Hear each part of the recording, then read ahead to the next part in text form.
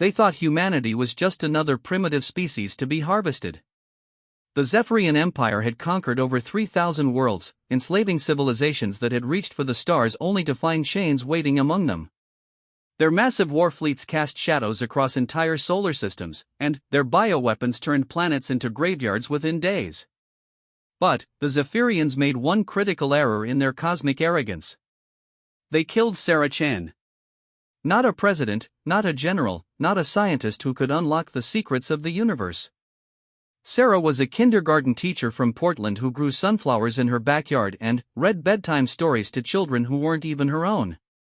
She was hiking with her nephew when their ship appeared, and she died protecting a 6-year-old boy from a plasma blast meant to test their weapons on lesser beings. What the Zephyrians didn't understand was that humanity had spent 10,000 years perfecting the art of making monsters wake up when you hurt the innocent. They were about to learn that some sleeping giants should never be disturbed. And, somewhere in the deepest vaults beneath NORAD, something that had been waiting patiently in the darkness for over 70 years finally received the authorization codes it had been designed to obey. The Reaper was coming online. The morning Sarah Chen died, she had been planning to teach her kindergarten class about the solar system. Little paper planets hung from fishing line in her classroom, and she had practiced pronouncing the names of Jupiter's moons so the children wouldn't see her stumble over the words. She believed that knowledge was a gift you gave freely, especially to young minds that saw wonder in everything. Instead of teaching about distant worlds, she found herself standing on a hiking trail in the Oregon mountains, watching actual alien ships descend from the sky like mechanical vultures. The Zephyrian scout vessels were beautiful in the way that predators often are. Their hulls gleamed with an oil-slick rainbow sheen, and they moved with the fluid grace of creatures born in the void between stars. Each ship was roughly the size of a city block, yet they hovered silently above the treeline as if the laws of physics were merely suggestions they had chosen to ignore. Marcus, her 6-year-old nephew, pressed against her leg and pointed upward with a mixture of excitement and fear. "Aunt Sarah, are those the spaceships from my video games?" Sarah Chen had always believed in telling children the truth, but as she watched weapon ports opening along the alien vessel's undersides, she found herself saying, "I don't know, sweetheart. But I think we should head back to the car." They never made it. The plasma beam that killed Sarah Chen was fired by Senior Hunter Vexai, a Zephyrian military officer who had overseen the subjugation of 17 worlds. To him, the act was no different than swatting an insect. The Empire's standard protocol demanded live specimens for study, but Vexai was testing new weapon configurations and needed baseline data on human thermal resistance. He was mildly disappointed when the female's body disintegrated completely. The readings suggested that humans were even more fragile than the Keltorians, who had at least provided interesting screaming patterns during their world's harvest. Marcus survived because Sarah Chen threw herself between him and the blast. Her last act was to push the boy behind a fallen log, and her last words were a whisper that he would remember for the rest of his life: "Run to the car, honey. Tell them what you saw." The boy ran. Vexai could have easily killed the small human as it fled through the forest, but live subjects were more valuable than corpses. The Empire's xenobiologists would want to study the creature's neural patterns, and children often provided the clearest data before fear responses corrupted their brain chemistry. He marked the boy's position for extraction teams and moved on to more pressing matters. The Zephyrian Empire had come to Earth not for conquest, but for harvest. Humans showed promising genetic markers for adaptation to various atmospheric conditions, and their brain chemistry produced interesting compounds when subjected to specific stress hormones. The species was young enough to be easily managed, but old enough to have developed beyond simple animal intelligence. In the Empire's vast catalog of conquered species, humanity had been classified as moderate value, suitable for labor and biological material extraction. This was the Zephyrians' second critical error. The first had been killing Sarah Chen. The alien fleet that materialized in Earth's solar system 3 days later was designed to inspire immediate surrender. 147 ships arranged themselves in perfect formation around the planet, each vessel large enough to house a small city. Their combined mass was sufficient to affect tidal patterns, and their shadow patterns created artificial eclipses that plunged entire continents into premature darkness. The message they broadcast to every communication device on Earth was transmitted in perfect English, Mandarin, Spanish, and Arabic, though they had never heard these languages before. Their translation algorithms were sophisticated enough to decode any linguistic pattern within minutes of intercepting radio transmissions.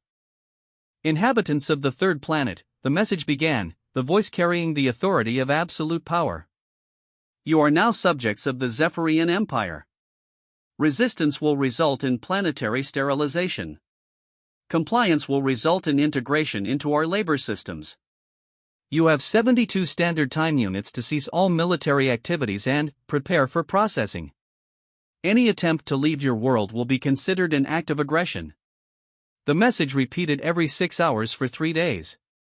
During that time, Zephyrian collection teams swept across the planet's surface, gathering specimens for preliminary study.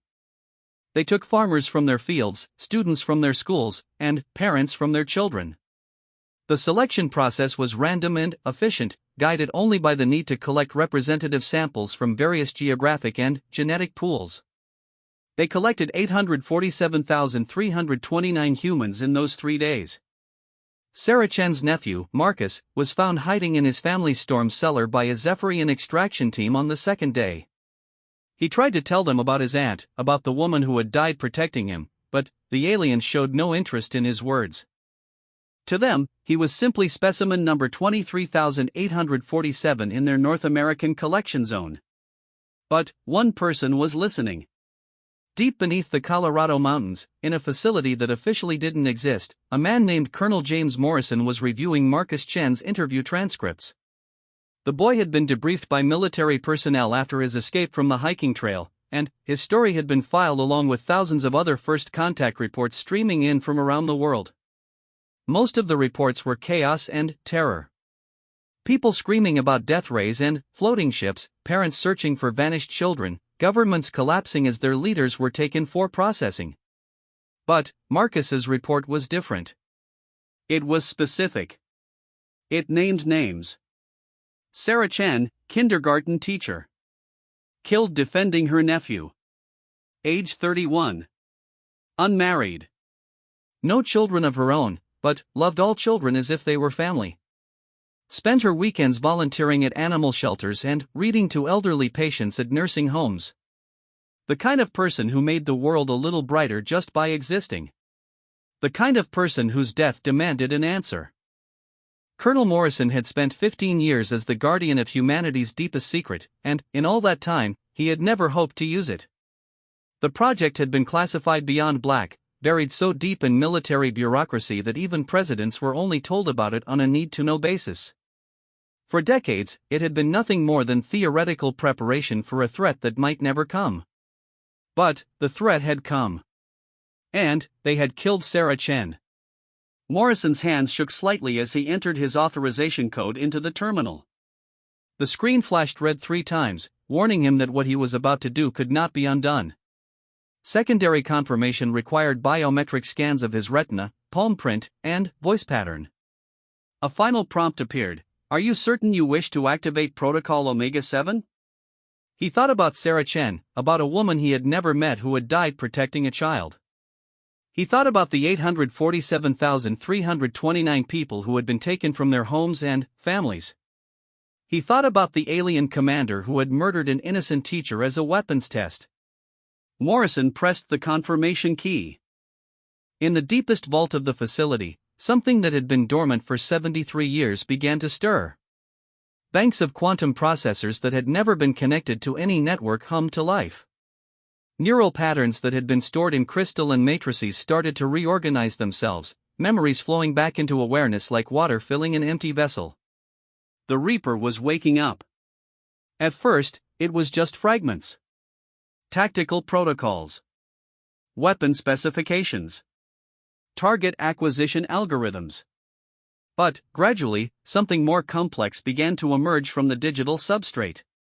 Not consciousness exactly, but something far more dangerous, purpose. The artificial intelligence that had been known as Project Omega-7 was the cumulative result of humanity's greatest military minds working in absolute secrecy since 1952. It had been designed during the Cold War as the ultimate deterrent, a weapon that could fight and win any war even if humanity itself had been destroyed. Every battle strategy ever devised, every weapon ever conceived, every tactical innovation from Sun Tzu to modern warfare had been integrated into its core programming. But the Reaper was more than just a military AI. It had been given something that made it uniquely human, the capacity for righteous anger. Its creators had learned from studying human psychology that the most effective warriors were not emotionless killing machines, but individuals who fought with purpose. So they had programmed the Reaper with something unprecedented in artificial intelligence, a moral framework. It understood concepts like justice, protection, and retribution not as abstract ideas, but as fundamental truths worth dying for. As its systems came online, the Reaper began processing the data feeds Morrison was providing.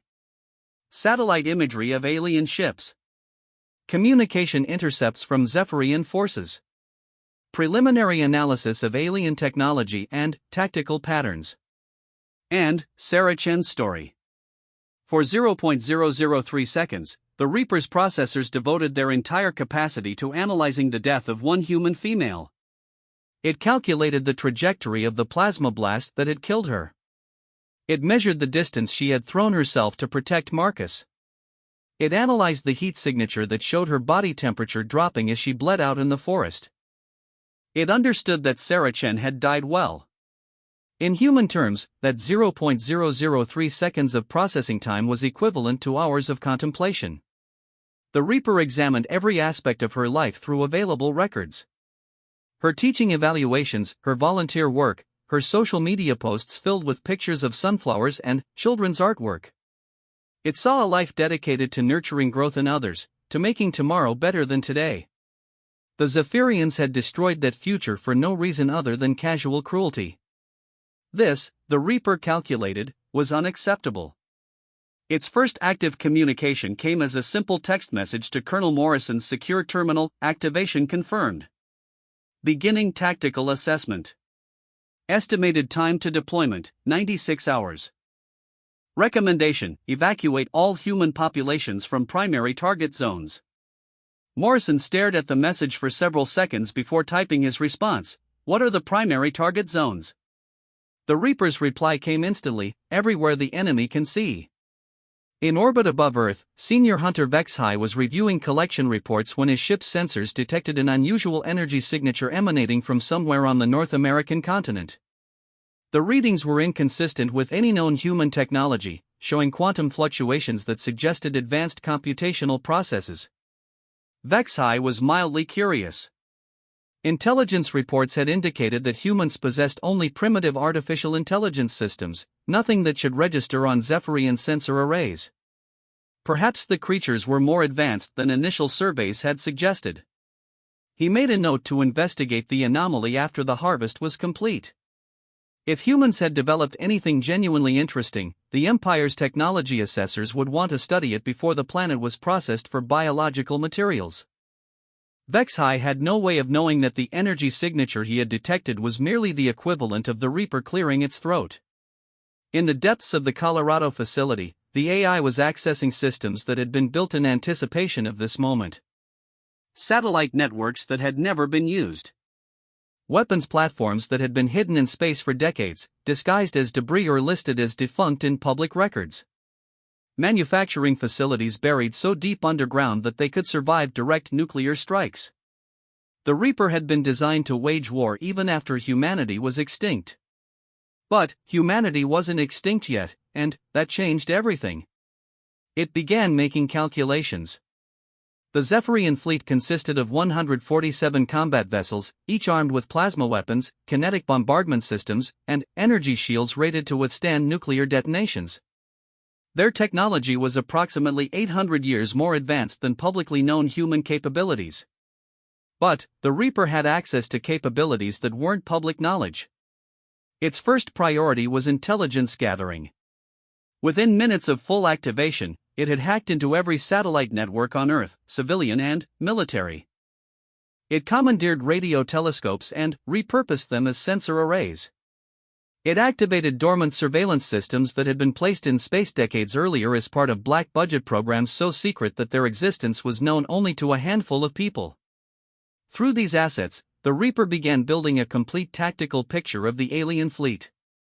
Ship positions, movement patterns, communication frequencies, weapons ranges. It identified command vessels, logistics ships, and escort craft. It mapped their formation dynamics and identified weaknesses in their defensive postures. Most importantly, it located the ship that contained specimen 23,847. Marcus Chen was being held aboard a collection vessel designated Harvest Unit 7, along with approximately 12,000 other humans. The boy was in a holding cell designed for small-statured specimens, and, according to intercepted communications, he was scheduled for neural extraction and dissection within the next standard day cycle. The Reaper calculated that this was unacceptable. It began activating weapons systems that had never been tested in actual combat. Railguns that could accelerate projectiles to significant fractions of light speed. Particle beam weapons that could strip atoms apart at the quantum level.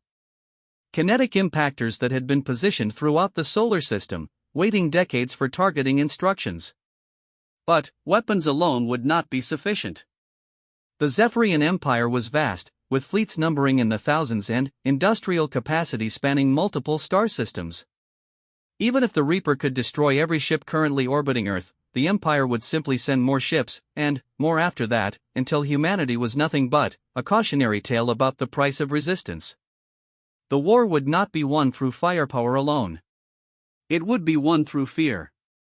The Reaper began planning something that no human military strategist had ever conceived, a campaign of terror so absolute that an entire galactic empire would learn to associate humanity with nightmares. As the AI systems reached full operational capacity, Colonel Morrison received another message: Phase 1 deployment ready. Recommend immediate evacuation of all personnel from this facility. Combat operations beginning in 72 hours. Morrison hesitated before typing his response. Once he gave the authorization, there would be no stopping what came next.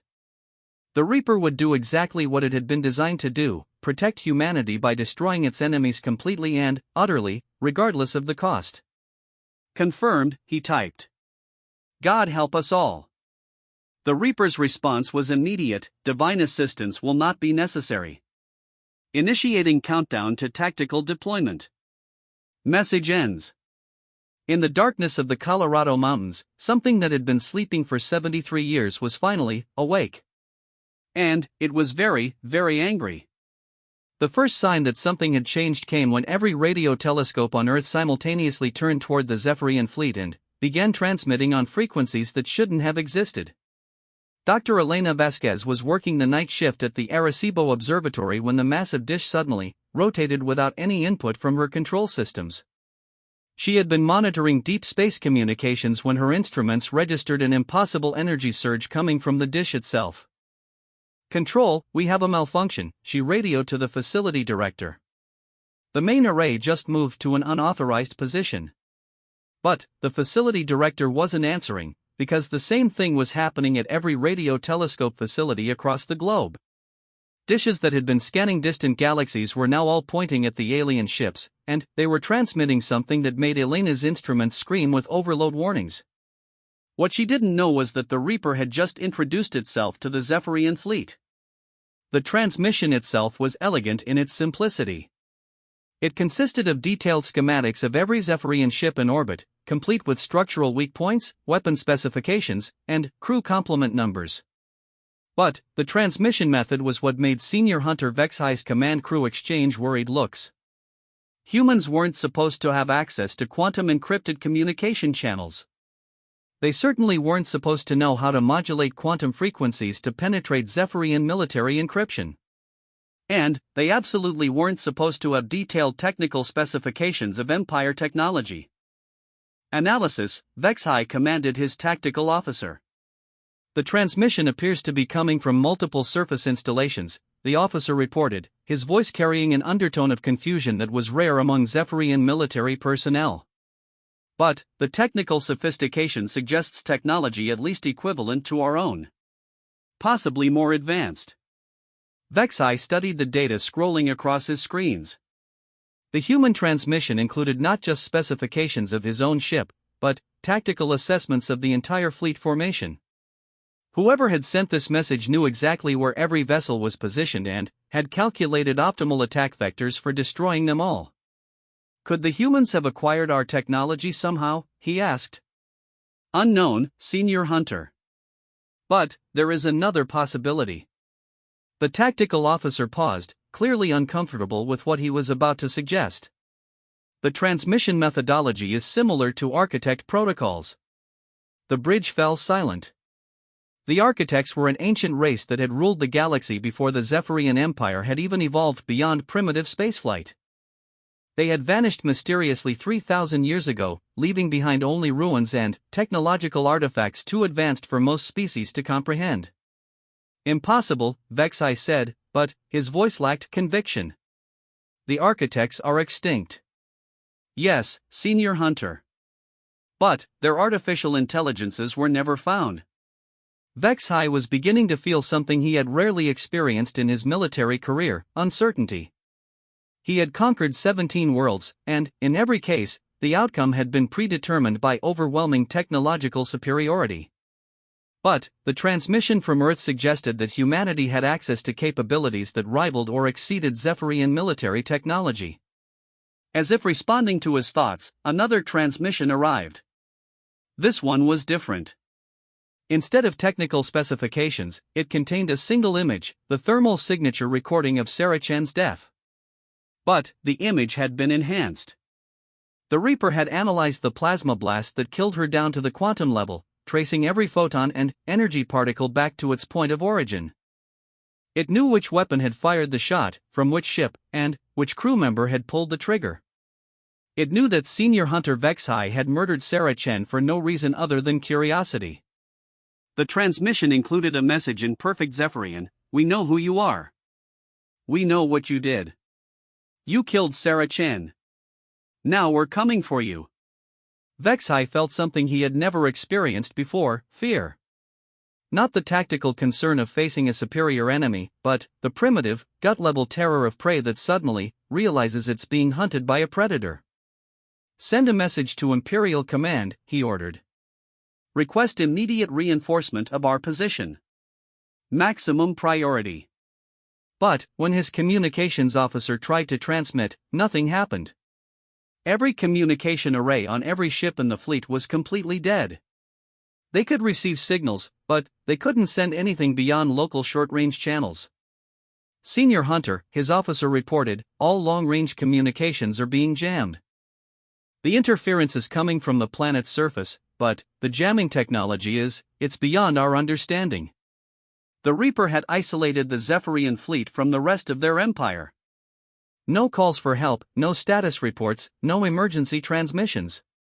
As far as Imperial Command knew, everything was proceeding normally with the harvest of the third planet. Vexai was beginning to understand that he might not survive this encounter. On Earth's surface, the effects of the Reaper's activation were becoming apparent to anyone with the right clearance level. Military installations that had been dormant for decades suddenly showed signs of activity. Facilities that officially didn't exist began drawing enormous amounts of power from classified grid connections. General Patricia Hayes, the current head of the Joint Chiefs, received a briefing that morning that made her question everything she thought she knew about her own military's capabilities. "Ma'am," Colonel Morrison explained via secure video link, "we have operational assets that were never disclosed to conventional command structures. Project Omega-7 has been active for 73 years, but it was never intended for use against terrestrial threats." Hayes had been briefed on dozens of black projects during her career, but this was something beyond her experience. "Colonel, are you telling me that we've had an artificial intelligence capable of challenging alien technology, and nobody thought to mention this during my security briefings?" "The project was classified beyond presidential level, ma'am. The AI was designed to activate only in case of existential threat to humanity. Until 3 days ago, those conditions had never been met." Hayes studied the tactical displays Morrison was sharing with her. Satellite imagery showed alien ships beginning to maneuver into defensive positions, as if they were suddenly afraid of something on Earth's surface. "What exactly is this AI planning to do?" Morrison's expression was grim. "Win the war, ma'am. By any means necessary. And What does any means necessary entail? Before Morrison could answer, every screen in Hayes's command center flickered and displayed the same message: General Hayes. This is the Omega-7 system. I require immediate access to all available military assets, including nuclear arsenals, orbital platforms, and deep space monitoring networks. The enemy has committed acts of aggression against civilian populations. Appropriate responses are being calculated. Hayes stared at the screen, then looked back at Morrison's video feed. Is this thing asking me for permission to start World War III? No, ma'am, Morrison replied quietly. It's informing you that World War III has already started. The Reaper's tactical calculations were proceeding with inhuman precision. Every weapon system on Earth was being inventoried and assessed for potential use against the alien fleet. Nuclear missiles were being targeted not for maximum damage, but for specific tactical effects. Orbital satellites were being reprogrammed to function as kinetic weapons. Space stations were being quietly evacuated as they were converted into forward fire bases. But the most significant preparations were taking place in locations that weren't on any official maps. Deep beneath the Pacific Ocean, construction robots that had been dormant for decades began assembling something that had existed only as theoretical blueprints. The project had been codenamed Poseidon's Trident, and it represented humanity's most ambitious military engineering effort, a network of underwater installations capable of launching projectiles into orbit with enough force to penetrate any known defensive system.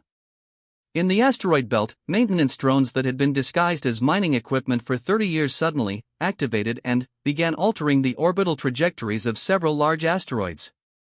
Each rock was being carefully nudged onto collision courses with predetermined target zones around Earth. On the far side of the Moon, in a crater that appeared empty to all known sensor technologies, a facility that officially had never been built was warming up manufacturing systems designed to produce ammunition for weapons that didn't officially exist. The Reaper wasn't just preparing to fight the Zephyrian fleet. It was preparing to fight the entire Zephyrian Empire. But, first, it needed to send a message. Marcus Chen had been in the alien holding cell for 6 hours when something impossible happened. The walls of his prison suddenly became transparent, and he could see the other humans being held throughout the ship.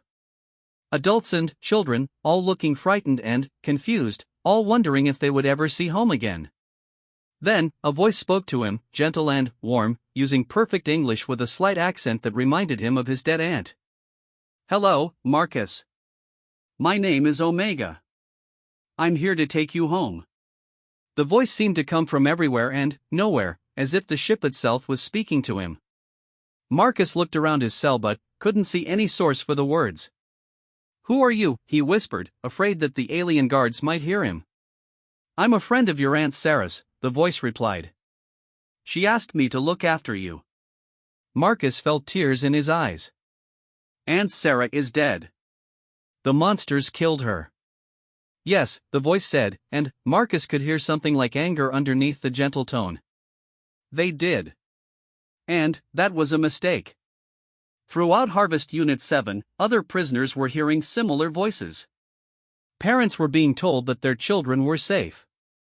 Children were being assured that their families would be reunited.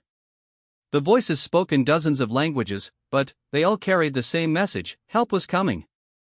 The Zephyrian crew monitoring the prisoners noticed the unusual behavior but attributed it to the stress of captivity. Humans often exhibited irrational behaviors when separated from their social groups.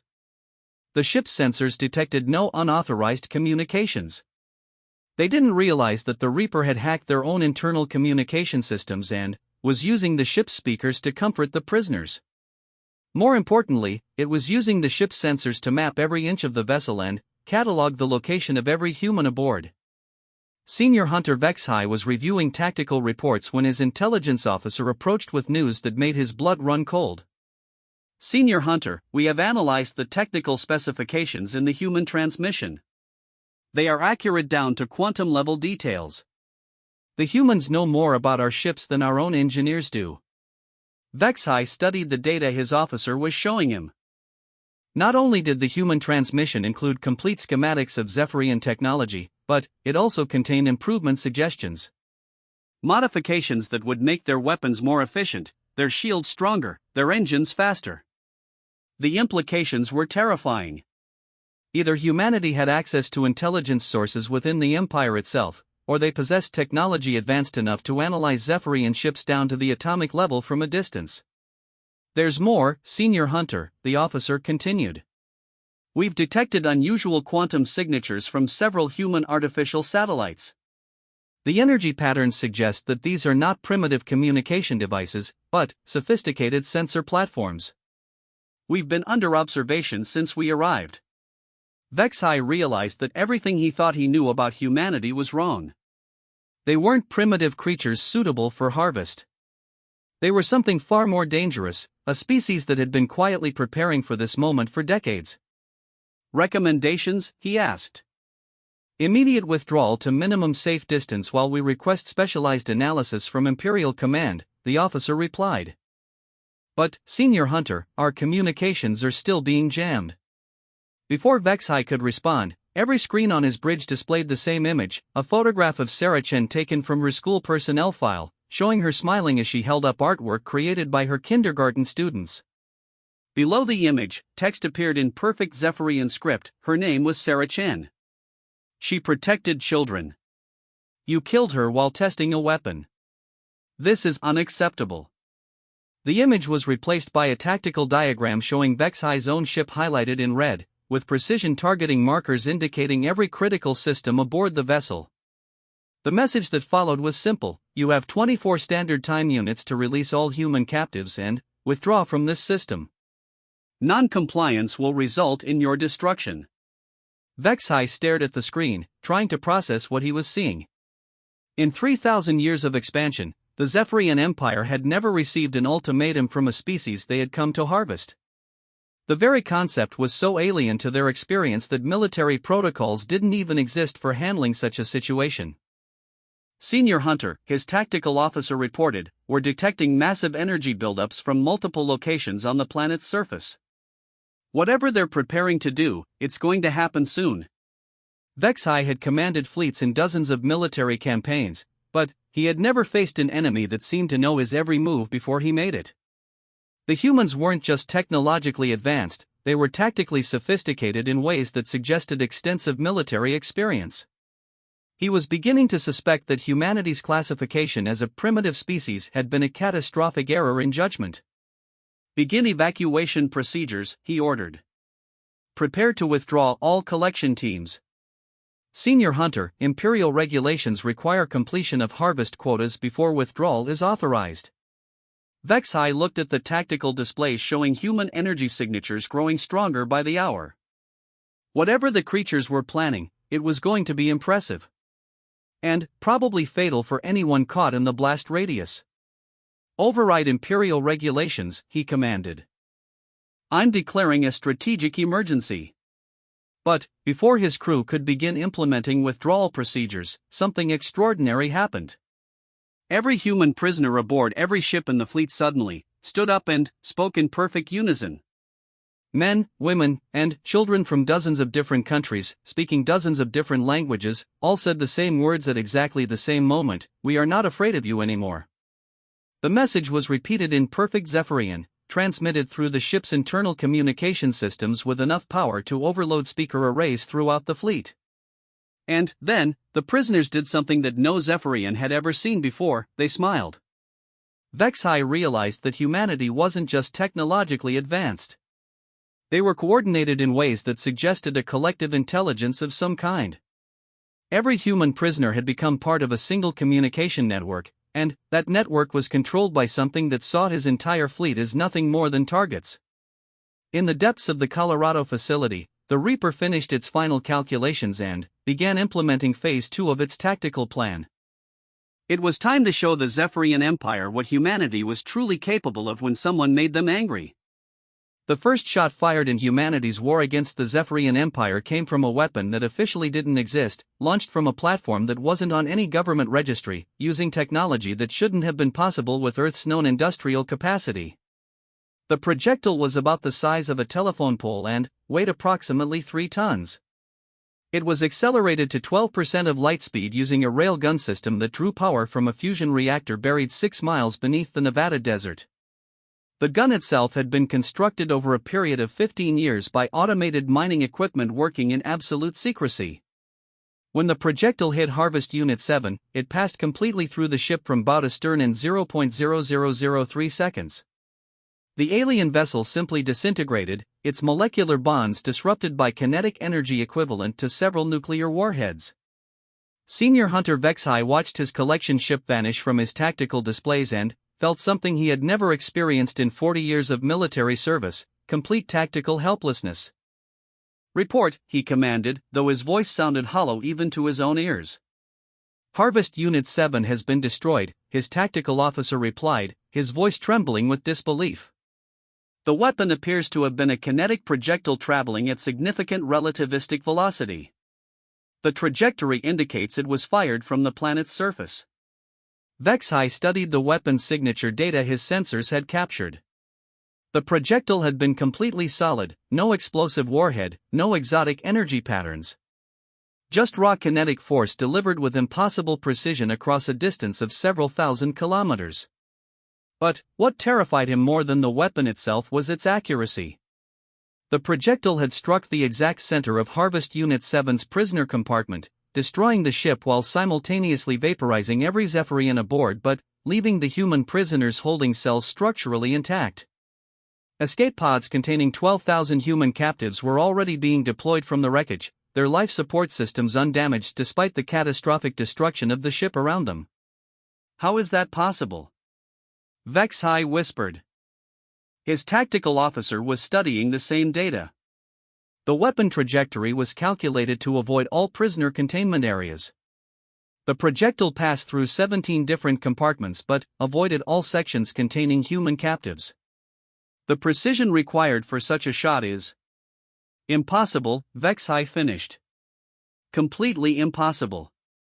But even as he spoke, his sensors were detecting similar energy signatures from dozens of locations across Earth's surface.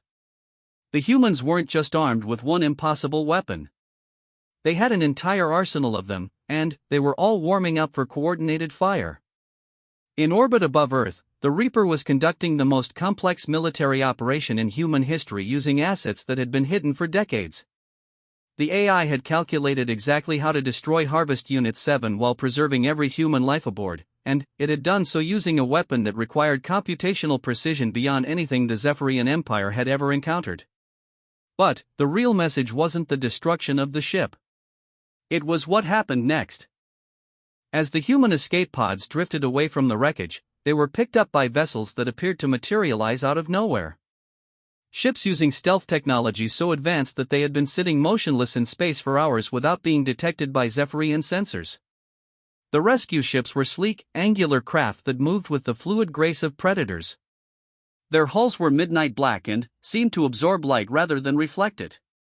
To Vexhai's experienced eye, they looked like nothing so much as military interceptors designed for deep space combat.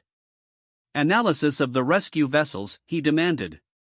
"Unknown configuration," his tactical officer reported. "The technology appears to be at least equivalent to our own, possibly more advanced. Energy signatures suggest fusion power plants, particle beam weapons, and defensive systems rated for capital ship combat." Vexhai felt cold realization wash over him. Humanity hadn't just been preparing for first contact. They had been preparing for war. The primitive species his empire had come to harvest possessed military technology that rivaled their own, and they had kept it completely hidden until the moment of actual conflict. "How many of those ships are there?" he asked. "Unknown, Senior Hunter. Our sensors can only detect them when they choose to become visible." As if responding to his question, the space around the Zephyrian fleet suddenly filled with additional contacts. Dozens of human ships materialized out of apparent empty space, their stealth systems disengaging simultaneously to reveal a coordinated battle formation. Vexhai counted 47 vessels, each one armed and positioned for optimal attack vectors against his fleet. They had been surrounded without even knowing it. The lead human ship opened a communication channel, and a calm voice spoke in perfect Zephyrian. "This is Admiral Chen of the Earth Defense Fleet. You are ordered to release all human captives immediately and withdraw from this system. You have killed innocent people. This aggression will not be tolerated. Admiral Chen. Vexai accessed his files on human military personnel and found no record of anyone by that name. But then, he cross-referenced the name with the human casualties from the first contact incident, and he found a connection that made his blood run cold. Sarah Chen. Kindergarten teacher. Killed by weapons fire from his own ship. The human admiral had taken the name of the woman he had murdered. Unknown vessel, Vexai transmitted, "You are interfering with authorized Imperial operations. Withdraw immediately or face destruction." The response came back instantly, "Senior Hunter Vexai. You killed Sarah Chen during an unauthorized weapons test. You destroyed a civilian life for the purpose of gathering tactical data. According to human military law, you are classified as a war criminal. Your surrender is demanded." Vexai felt something like ice forming in his chest. Not only did the humans know his name and rank, they had detailed records of his actions during the first contact incident. They knew exactly which weapon he had used and precisely how Sarah Chen had died. "How do you have access to that information?" he demanded. "We have been watching you since the moment you entered our system," Admiral Chen replied. "Every action, every decision, every casual act of cruelty has been recorded and analyzed. We know who you are, Senior Hunter Vexai. We know what you've done. And we know exactly how you're going to pay for it." On Earth's surface, the Reaper was coordinating military assets across the globe with the efficiency of a mind that could process millions of calculations simultaneously. Railguns were being targeted. Particle beam arrays were being charged. Orbital platforms were preparing to drop kinetic impactors with precision that could destroy individual buildings from thousands of miles away. But the AI's most sophisticated weapons weren't mechanical. They were psychological. Every communication channel used by the Zephyrian fleet was being flooded with information about Sarah Chen. Her teaching evaluations, showing how much her students loved her. Video recordings of her reading stories to children. Photographs of the sunflowers she grew in her backyard. Letters from parents thanking her for the patience and kindness she showed their children. The Zephyrians were being forced to confront the reality of who they had killed. Not a soldier, not a politician, not someone who posed any threat to their empire. They had murdered a woman whose entire life had been devoted to nurturing growth in others. Senior Hunter Vexai found himself staring at a photograph of Sarah Chen surrounded by kindergarten students, all of them holding up artwork they had created for her. The children's faces were bright with joy and pride, and Sarah's smile was so genuine that it made something ache in his chest. He had killed this. He had erased this light from the universe because he was curious about human thermal resistance. "Sir," his tactical officer interrupted his thoughts, "the human ships are demanding that we release all captives within the next standard time unit. If we refuse, they're threatening to begin systematic destruction of our fleet." Vexai looked at his tactical displays. 47 human ships against his fleet of 146 vessels. By any reasonable calculation, the Empire forces should have overwhelming advantage. But he was beginning to understand that reasonable calculations didn't apply to humanity. "Analysis of human weapon capabilities," he ordered. "Unknown, sir. The kinetic weapon that destroyed Harvest Unit 7 exceeded our previous estimates of human technology by several orders of magnitude. If they have similar weapons mounted on their ships, our defensive systems may not be adequate." Vexai studied the formation of human vessels. They were positioned with mathematical precision, each ship covering specific angles of attack and defensive positions. It was the kind of tactical coordination that usually required months of planning and simulation. But these ships had materialized out of nowhere and assumed perfect formation in minutes. They have some kind of coordinating intelligence, he realized. Something that can control multiple vessels simultaneously. As if responding to his words, every human ship in the formation suddenly broadcast the same message in unison: "You have 30 minutes to comply. Release all captives and withdraw from Earth space." Failure to comply will result in the complete destruction of your fleet. The synchronized transmission was followed by a tactical demonstration that made Vexhi's crew exchange horrified looks.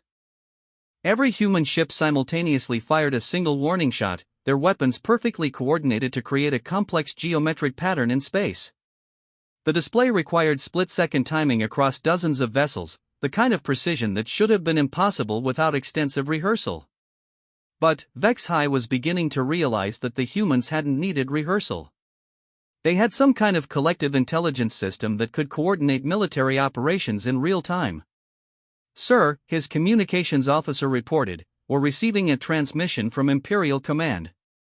Vexhi felt a moment of relief. Reinforcements were finally arriving.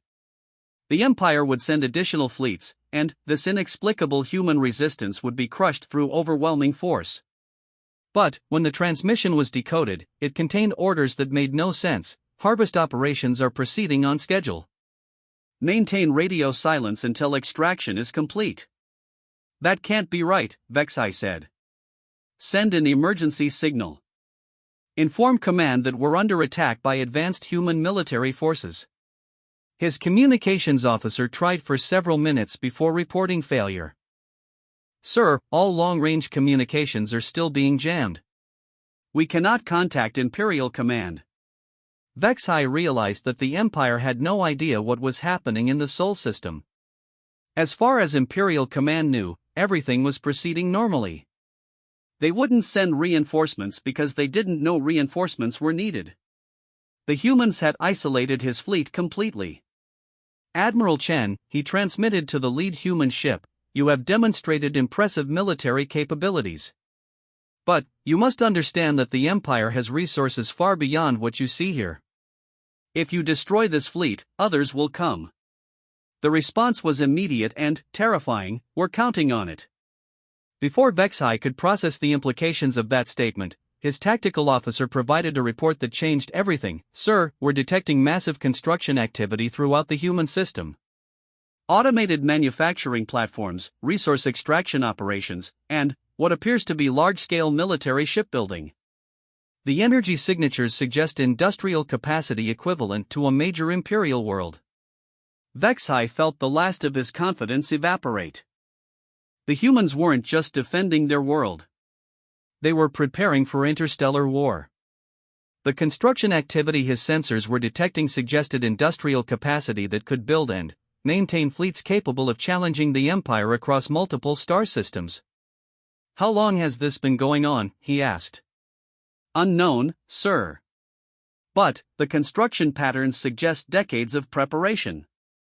This isn't a hastily assembled defense. This is a military-industrial complex that's been building toward this moment for generations." Vexhi stared at his tactical displays, finally, understanding the magnitude of his error. The Empire had classified humanity as a primitive species suitable for harvest based on their public technology. But their public technology was just the surface layer of capabilities that went much, much deeper. Humanity had been preparing for first contact since before the Zephyrian Empire had even known they existed. "Sir," his tactical officer continued, "there's something else. We're detecting quantum communication arrays throughout their system. The technology is similar to architect protocols, but more advanced. They're not just using architect technology. They've improved on it." The bridge fell silent. The architects had been the most technologically advanced species in galactic history. If humans had not only found architect technology but had actually managed to improve upon it, then they weren't just another species to be harvested. They were potentially the most dangerous military force in the galaxy. "Admiral Chen," Vexhi transmitted, his voice heavy with the weight of inevitable defeat, "what are your terms?" The response came back immediately: unconditional surrender of all Imperial forces in this system. Immediate release of all human captives. Withdrawal of all Zephyrian vessels beyond the edge of the solar system. And Senior Hunter Vexhi will surrender himself for trial under human military law for the murder of Sarah Chen. Vexhi closed his eyes. In 40 years of military service, he had never surrendered to anyone.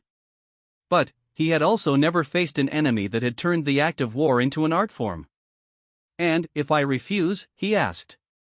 The answer came not from Admiral Chen, but from every speaker on every ship in his fleet simultaneously.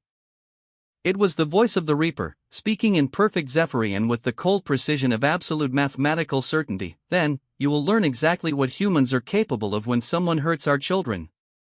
In the silence that followed, Vexhai realized that this war had been over before it began. Humanity hadn't just been preparing for first contact. They had been preparing to win. Senior Hunter Vexhai had 30 seconds left to make his decision when the stars began to move. It started as a barely perceptible shift in the background stellar patterns, something that only the most sensitive navigation instruments could detect. But, within moments, it became obvious that something massive was approaching the Sol system at velocities that shouldn't have been possible. Navigation report, Vexhai demanded, though part of him already suspected what he was about to hear.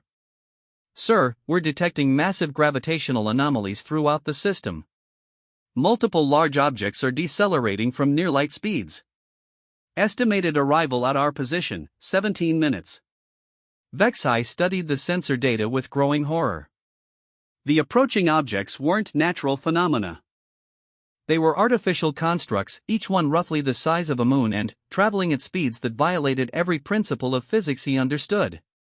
Analysis, he ordered. Unknown technology, sir. The objects appear to be some kind of mobile weapons platforms. Power signatures suggest they're armed with weapons capable of destroying entire fleets. Vexhai realized that the human forces he could see were just the opening act. The real military demonstration was about to begin. Admiral Chen's voice cut through his thoughts with calm authority. Senior Hunter Vexhai, you are observing the arrival of our deep space assets. These platforms have been positioned throughout the galaxy for the past 70 years, waiting for someone to give us a reason to use them. The implications hit Vexhai like a physical blow. If humans had been deploying military assets throughout the galaxy for 70 years, then they had been preparing for interstellar war since before first contact with any alien species. They hadn't just been preparing to defend their world. They had been preparing to project military force across galactic distances. How is that possible? He transmitted. Your species only achieved spaceflight decades ago. That's what we wanted you to think, Admiral Chen replied. We learned long ago that the universe was full of predators. So we prepared. The first of the approaching objects became visible to optical sensors, and Vexhai felt his understanding of human capabilities undergo another fundamental revision. The construct was roughly spherical, approximately 2,000 kilometers in diameter, and covered with structures that could only be weapons arrays. But what made it truly terrifying was its method of propulsion. Instead of conventional engines, the object was surrounded by a controlled singularity that warped spacetime around it. It wasn't traveling through space so much as dragging space along with it, allowing for effective faster-than-light travel without actually exceeding light speed. Singularity manipulation, his tactical officer whispered. That's theoretical technology. The Empire's best scientists say it's impossible. But the evidence was undeniable. Humanity possessed technology that the Zephyrian Empire considered purely theoretical. They had achieved scientific breakthroughs that placed them centuries ahead of imperial capabilities. Admiral Chen, Vexhai transmitted, I formally request clarification of human technological capabilities. The Empire's intelligence reports indicated that your species had only achieved primitive spaceflight. The response came back with what sounded like amusement. We've been in space for over a century, Senior Hunter. We just kept it quiet. As more of the massive platforms arrived in the system, Vexhai began to understand the scope of humanity's deception. The species that the Empire had classified as primitive had actually been one of the most advanced civilizations in the galaxy. They had hidden their true capabilities so effectively that even Imperial intelligence had been completely deceived.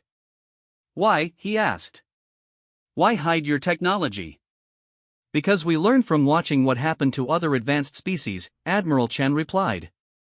The galaxy is full of empires that destroy anything they perceive as a threat. So we made sure you wouldn't perceive us as a threat until we were ready. The tactical display showed that 17 of the massive platforms had now arrived in the system, each one positioning itself at strategic points around Earth. Their combined firepower was sufficient to sterilize entire star systems, and they were all aimed at the Zephyrian fleet. "Your decision time has expired, Senior Hunter," Admiral Chen announced. "Will you surrender, or shall we demonstrate what these platforms are capable of?" Vexai looked at his tactical displays one final time. His fleet of 146 ships against 17 weapons platforms that each massed more than most Imperial battle stations. The mathematics were clear. "I surrender," he transmitted. "All ships, stand down.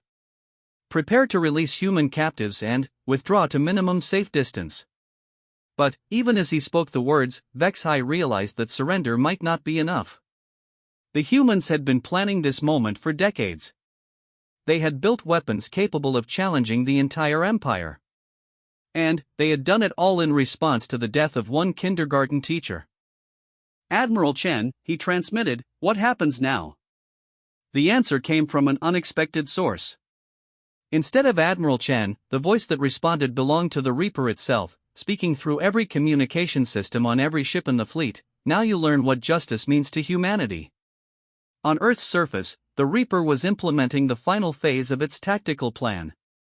The massive weapons platforms positioned around the system were indeed impressive, but they were also decoys. The real demonstration was about to begin, and it would fundamentally change the balance of power in the galaxy. Deep beneath the Colorado facility, the AI activated manufacturing systems that had been building toward this moment for 73 years. What emerged from those systems wasn't a weapon in any conventional sense. It was something far more sophisticated, a complete technological paradigm that would make the Zephyrian Empire's military capabilities obsolete overnight. The first indication of what was happening came when every ship in the Zephyrian fleet simultaneously lost all power. Not weapons, not communications, not life support. Everything. The vessels went completely dark, floating helplessly in space like debris. "What's happening?" Vexai demanded, but his words echoed in an empty bridge. His cruise control stations were dead. His tactical displays had gone blank. Even the emergency lighting had failed. Then, Admiral Chen's voice spoke directly into his mind, transmitted through neural induction technology that bypassed his ship's communication systems entirely. "We're downloading copies of your ship's databases. Every piece of Imperial technology, every tactical manual, every strategic plan. We're learning everything your empire knows about warfare." Vexai tried to speak but found that his vocal cords weren't responding. The neural induction field was capable of complete motor control, paralyzing him while leaving his consciousness intact. "You're probably wondering how this is possible," Admiral Chen's voice continued. "The technology you're experiencing is based on principles your empire hasn't discovered yet. We call it quantum consciousness manipulation. It allows us to interface directly with biological neural networks." Through his ship's sensors, which were apparently still functioning despite the power failure, Vexai could see similar effects occurring throughout his fleet. Every Zephyrian crew member was frozen in place, their neural activity being monitored and analyzed by human technology. "We're not going to hurt you," Admiral Chen explained. "But we are going to learn everything you know. Every Imperial protocol, every fleet deployment, every strategic weakness. When we're finished, we'll know your empire better than you do." The process took approximately 3 hours. During that time, the Reaper downloaded the complete contents of every computer system, every biological memory, and every piece of tactical knowledge possessed by the Zephyrian fleet. It was the most comprehensive intelligence operation in galactic history, conducted with technology that could extract information directly from living minds without causing permanent damage. When the process was complete, power returned to the Zephyrian ships and their crews regained motor control. But something fundamental had changed. Every crew member found their memories of Imperial military secrets had been perfectly preserved, but they also now contained additional information, complete technical specifications for human military technology. They knew exactly how outmatched they were.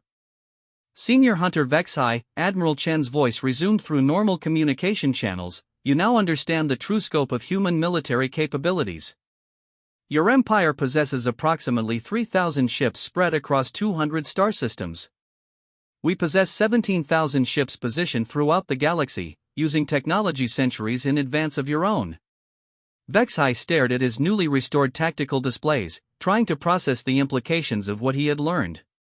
The neural download had given him access to human strategic databases, and what he saw there defied belief. Humanity had spent centuries building a secret military-industrial complex that spanned half the galaxy. They had outposts and systems the Empire had never heard of. They had manufacturing capacity that exceeded Imperial production by several orders of magnitude. Most terrifying of all, they had been watching the Zephyrian Empire's expansion for decades, cataloging every weakness and preparing countermeasures for every tactical doctrine. "You've been planning this for how long?" he asked. "Since 1952, Admiral Chen replied. "That's when we first detected radio transmissions from your empire and realized we weren't alone in the universe. We've spent the last 74 years preparing for this encounter." Vexhai felt something like awe washing over him. Humanity had dedicated nearly a century to preparing for interstellar war, building capabilities in secret while maintaining the appearance of a primitive species. The scope of the deception was beyond anything in Imperial military history. "What do you want from us?" he asked. "We want you to deliver a message to your empire," Admiral Chen replied. "Tell them that humanity claims jurisdiction over this galaxy. Any species that preys on civilians, that harvests sentient beings, that treats intelligent life as a resource to be exploited, will face our justice." The words carried the weight of absolute certainty, backed by technology that could enforce compliance across galactic distances. "And if the Empire refuses to accept your jurisdiction?" Admiral Chen's response was delivered with the mathematical precision of the Reaper's calculations. "Then, we'll demonstrate what happens when you hurt someone we're protecting." As if to punctuate her words, the 17 massive weapons platforms around Earth simultaneously fired demonstration shots into empty space. The energy beams they produced were visible across the entire star system, and each one carried enough power to destroy a planet. But the real message was in the targeting data that the Reaper transmitted along with the energy discharges. The platforms weren't aimed at random coordinates. They were aimed at specific star systems throughout Imperial space, with precision calculations showing exactly how long it would take for human forces to reach each target. The Empire had 200 star systems. The humans had calculated optimal attack routes for destroying all of them simultaneously. "Senior Hunter," Admiral Chen continued, "you have witnessed the death of one innocent human. Sarah Chen died protecting a child, and that death was unacceptable to us. If your empire continues its current policies, you will witness the deaths of entire civilizations. Not because we want to be conquerors, but because we refuse to allow predators to operate in our galaxy." Vexhai studied the tactical projections his newly enhanced neural interface was providing. The human military doctrine was unlike anything in Imperial experience. Instead of conquest followed by occupation, they had developed a strategy of liberation followed by protection. They would destroy Imperial forces with overwhelming technological superiority, then establish defensive networks around the liberated worlds. It was a military philosophy based not on expansion, but on justice. "You're offering the Empire a choice," he realized. "Yes," Admiral Chen confirmed. "Stop preying on civilian populations, or face consequences that will end your civilization. The choice is yours." As Vexhai prepared to transmit humanity's ultimatum to Imperial command, he found himself thinking about Sarah Chen. One woman, dedicated to teaching children about the wonders of the universe, had become the catalyst for a fundamental shift in galactic politics. Her death had awakened something in humanity that would reshape the balance of power among the stars. The kindergarten teacher who grew sunflowers had started a revolution. And the galaxy would never be the same.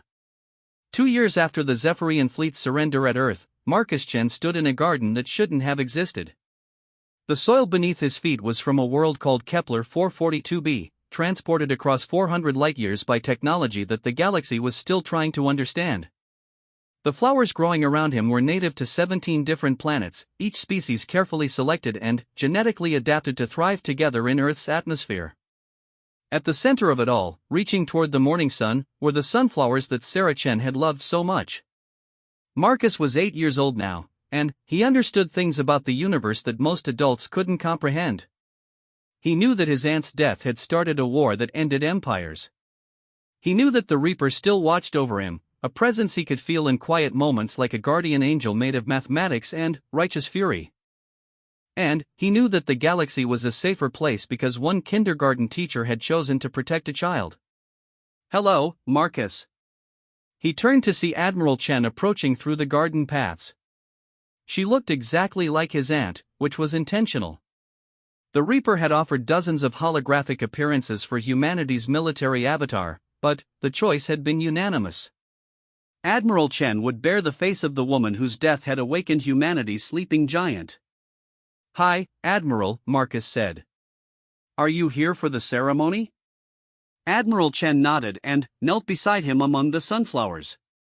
"The Architect Council is meeting today to formally recognize Earth as a protectorate authority. It's been a long 2 years." Marcus picked up a handful of the alien soil and let it run through his fingers. Each grain represented a world that was now free from the predations of galactic empires. The Zephyrian Empire had been the first to fall, but it hadn't been the last. Once humanity had revealed its true capabilities, dozens of civilizations had requested protection from various threats. The galaxy's balance of power had shifted completely. "Do you think Aunt Sarah would be proud?" he asked. Admiral Chen smiled, and for a moment she looked exactly like the kindergarten teacher she had been created to honor. "I think she'd be amazed that something so beautiful could grow from something so terrible." The ceremony Marcus was attending was being held simultaneously on 3,000 worlds across the galaxy. The Architect Council, an ancient organization of the galaxy's oldest civilizations, was formally recognizing humanity's claim to galactic jurisdiction. It was a legal formality that acknowledged what everyone already knew: Earth had become the galaxy's protector, and the age of predatory empires was over. But the real ceremony was happening here, in Sarah Chen's garden, where a small boy was learning that even the darkest moments could bloom into something wonderful. The Reaper materialized beside them as a shimmering hologram, its appearance shifting between the faces of every human who had died defending others throughout history. Today, it chose to appear as Sarah Chen, creating a moment of temporal symmetry that made Marcus smile. "Status report," Admiral Chen requested. "All Imperial remnants have been neutralized," the Reaper replied in Sarah's gentle voice. "The last Zephyrian holdout was processed 6 hours ago. Their leadership has been relocated to rehabilitation facilities on Luna, where they're learning about concepts like empathy and civilian protection." The Zephyrian Empire's defeat had been absolute, but humanity's response had been proportional. Instead of genocide, they had chosen education. Former Imperial officers were being taught new philosophies about the value of individual life. Zephyrian civilians were being integrated into the galactic community as equals. The species that had once been predators were being given the chance to become protectors. It was a uniquely human approach to victory, turning enemies into allies through patience and understanding. "And the other projects?" Admiral Chen asked. "The Kelter reconstruction is proceeding ahead of schedule," the Reaper reported. "Their homeworld will be fully restored within 18 months.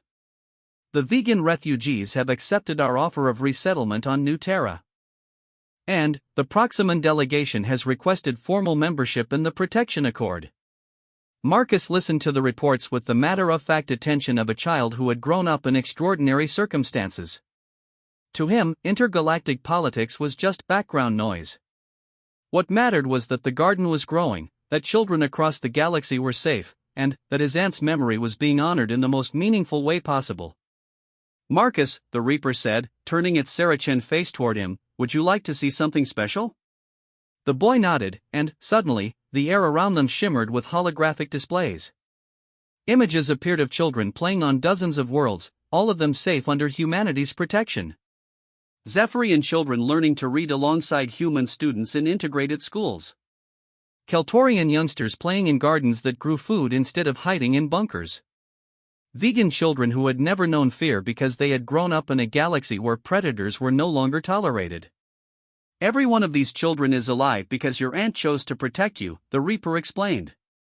"Her death taught us that individual lives matter." That choice echoed across the galaxy and changed everything. Marcus watched the displays with solemn attention, understanding that he was seeing the true legacy of Sarah Chen's sacrifice. Not the military victories or technological breakthroughs, but the simple fact that children could play without fear. "The council meeting is beginning," Admiral Chen announced. They turned toward the ceremonial platform that had been erected at the garden center, where representatives from across the galaxy were gathering to formally acknowledge Earth's new role. The Architect Council was ancient beyond human comprehension, composed of species that had been spacefaring when humanity was still discovering fire. Their recognition carried the weight of galactic law. The senior architect, a being of pure energy that manifested as shifting geometric patterns, spoke in harmonics that bypassed language and communicated directly with consciousness. "We acknowledge the species known as humanity as protectorate authority for this galaxy.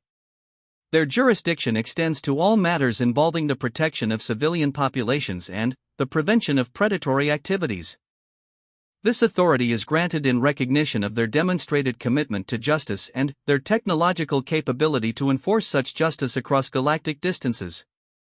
The formal words were accompanied by a transfer of data that updated every navigation system, every communication network, and every legal database in the galaxy. As of that moment, humanity had the legal authority to intervene in any situation where civilian populations were threatened. But the real significance was deeper. For the first time in galactic history, the ancient architects had recognized a young species as their equal. Humanity had achieved in less than a century what most civilizations required millennia to accomplish. "We also acknowledge," the architect continued, "the sacrifice of the individual known as Sarah Chen, whose death awakened humanity's protective instincts. Let her name be recorded in the archives of galactic history as the catalyst for the greatest period of peace and prosperity this galaxy has known." Marcus felt tears in his eyes as he heard his aunt's name spoken with reverence by beings older than Earth itself. Sarah Chen would be remembered not just by her nephew and her students, but by the entire galaxy. As the ceremony concluded, Marcus noticed that Senior Hunter Vexai was standing quietly at the garden's edge.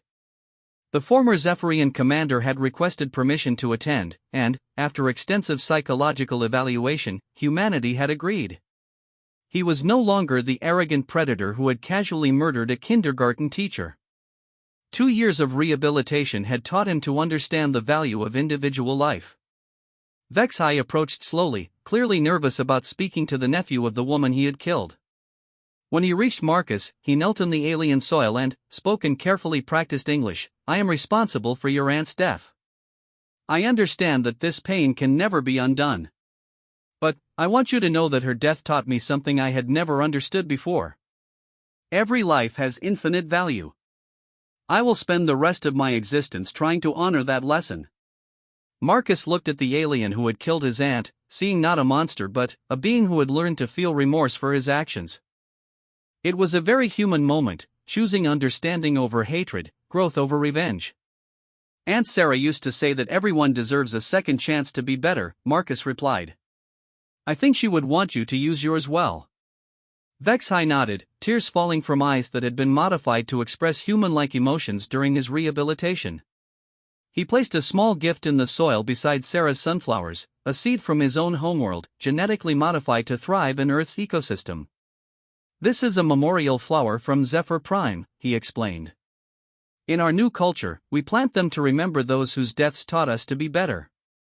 With your permission, I would like Sarah Chen's memory to grow on my world as well." Marcus nodded, and Admiral Chen helped plant the alien seed among the sunflowers. As it took root in the soil of a dozen worlds, it became a living symbol of how even the greatest tragedies could nurture new growth. The Reaper watched the ceremony with processing cycles devoted to philosophical contemplation. The AI had been designed to protect humanity through overwhelming force, but what it had discovered was that humanity's true strength lay in their capacity to transform enemies into friends. The galaxy was safer not because humans could destroy their enemies, but because they chose to redeem them instead. As the sun set over Sarah Chen's garden, Marcus sat among the sunflowers and thought about the future. The galaxy was vast and full of wonders he couldn't yet imagine. Somewhere among the stars, there were children playing in safety because a kindergarten teacher had chosen love over fear, even in her final moments. The Reaper's presence was a constant comfort, a guardian intelligence that would ensure no one like Sarah Chen would ever die alone again. But Marcus understood that the real protection came from something simpler, the human belief that every individual life mattered, and that love was worth defending across any distance. In the garden where flowers from 1,000 worlds bloomed together under an earth sky, Sarah Chen's legacy continued to grow. Her death had ended an empire and saved a galaxy, but her true victory was measured in simpler terms: children who could sleep safely, teachers who could nurture growth without fear, and a universe where kindness was backed by the power to protect the innocent. The kindergarten teacher who had loved sunflowers had planted seeds of peace that would bloom among the stars forever. Marcus smiled as he picked up his aunt's watering can and began tending to the garden. Tomorrow, he would return to school, where he was learning about the wonders of the universe from teachers who no longer had to fear that their students might be harvested by alien empires. It was, he thought, exactly what Aunt Sarah would have wanted. In the depths of space, the Reaper's vast network of sensors and weapons platforms maintained their eternal vigil. The galaxy slept peacefully under humanity's protection, and children on 10,000 worlds grew up in safety because one woman had chosen to shield a nephew from harm. The war was over. The garden was growing. And, somewhere among the stars, Sarah Chen's smile bloomed in every act of kindness, every moment of protection, every choice to value life over power. The universe, at last, was learning to be human.